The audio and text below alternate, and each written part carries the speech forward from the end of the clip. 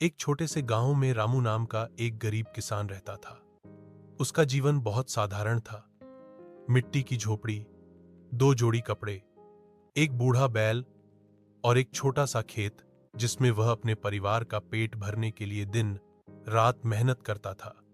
उसकी पत्नी गौरी और दो छोटे बच्चे थे।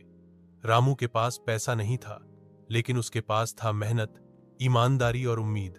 गांव के बाकी किसान अमीर जमींदारों की सेवा करते थे, लेकिन रामू ने कभी किसी के आगे हाथ नहीं फैलाया। वह अपने छोटे से खेत में सब्जियां, अनाज और कभी कभी सरसों उगाता।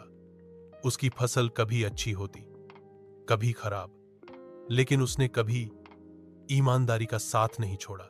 एक बार बहुत भारी सूखा पड़ा। आसमान से बूंद भी नहीं टपकी। नदी सूख गई, कुएं सूख गए और खेत बंजर हो गए। गांव के कई किसान शहर भाग गए या जमींदारों के पास गिरवी हो गए, लेकिन रामू ने ठान लिया कि वह अपने खेत को नहीं छोड़ेगा। हर दिन वह खेत में जाकर मिट्टी को देखता, मन ही मन बारिश की दुआ करता। एक दिन खेत की जुताई करते समय उसे मिट्टी में कुछ चमकता हुआ मिला। वह निकट जाकर देखता है। वह एक तांबे का घड़ा था और उसमें भरे थे सोने के सिक्के। रामू की आंखें फटी की फटी रह गईं।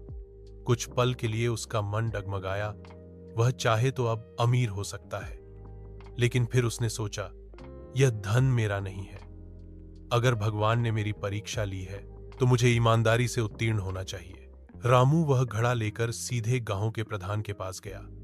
प्रधान ने जब सारा मामला सुना तो चकित रह गया। कुछ पूछताछ के बाद पता चला कि वह घड़ा एक पुराने जमींदार का था, जो वर्षों पहले बाढ़ में मारा गया था।